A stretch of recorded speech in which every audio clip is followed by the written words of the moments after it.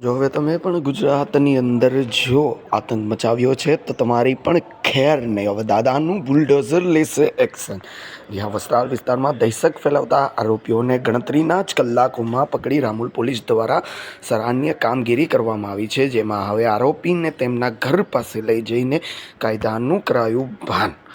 ત્યારે આ સમગ્ર ઘટના મુદ્દે એએમસીએ પણ પોલીસનો સાથ આપીને રામોલ પોલીસ સ્ટેશનમાં પકડાયેલા આ આરોપીમાં ઘનશ્યામનગર, કુકુબાઈની ચાલી, અમરાઈવાડી અને લવજી દરજીની ચાલી, સત્યનારાયણ નગર સહિત અમદાવાદ ખાતેના તમામ આરોપીના જેના પણ ગેરકાયદેસર મકાનો છે તેને તોડી પાડવામાં આવ્યા છે. અને દ્રશ્યોમાં તમે જે પ્રમાણે જોઈ રહ્યા છો કે એએમસીએ પણ સારો એવો સાથ સહકાર આપીને તમામ ગેરકાયદેસર મકાનો તોડી પાડ્યા છે. પાછળ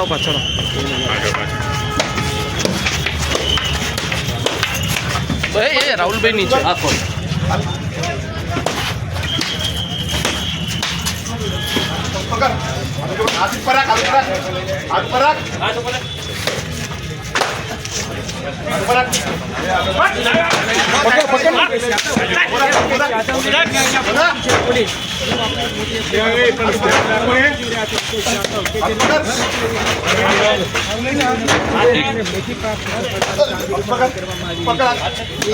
કાયદાનો ભંગ થાય એને જે આતંક ફેલાવ્યો હતો એ આતંક ફેલાવવાનો પરિણામ શું આવી શકે છે? ફરી એક કોઈ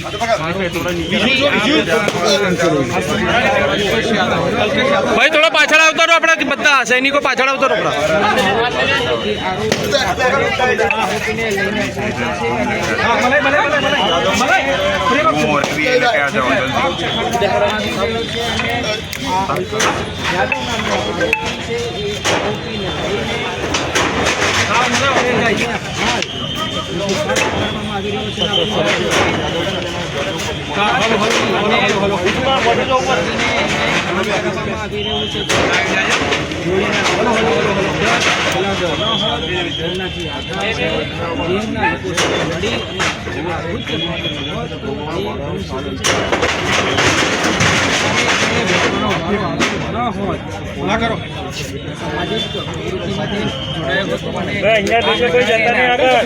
કોઈ આગળ ના જાવ. ઝૂમ છે બે ઝૂમ છે પરિસ્થિતિ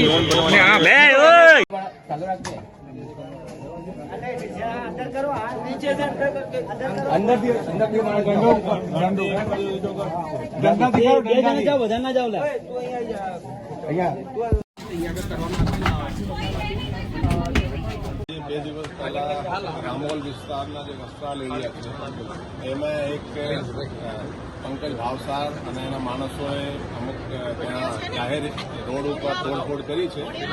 આજે પંકજ ભાવસાર છે હમણાં જ પાસામાં એનો પાસામાં જઈ આવ્યા છે અને સામેવાળા જે સંગ્રામ છે એ પણ પાસામાં જઈ આવ્યા છે. એ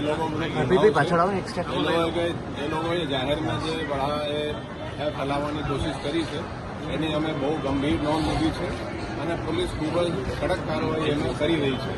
અત્યાર સુધી 14 આરોપીઓ આપણે પકડી લીધા છે. એમાં એક જુવેનાઇલ છે અને 13 બીજા આરોપીઓ છે. 13 આરોપીઓ છે અત્યારે 4 દિવસની રિમાન્ડ ઉપર છે અને એ લોકોએ જે ગેરકાયદેસર જે અહીંયા જે બાંધકામ કર્યા છે એ કોર્પોરેશન એને ડિમોલિશ પણ કરી રહી છે અને આપણે પોલીસ બંદોબસ્ત આ અંગે આપેલા છે. અને હું કહેવા માંગુ છું કે જે આ રીતેના જે શરારતી તત્વો કંઈ આ રીતે કૃત્ય કરશે, જો જાહેર રોડ ઉપર અને આ રીતેના જે ભય ફેલાવશે, પોલીસ એને બહુ કડક રીતે એ લોકો વિરુદ્ધ કાર્યવાહી કરશે.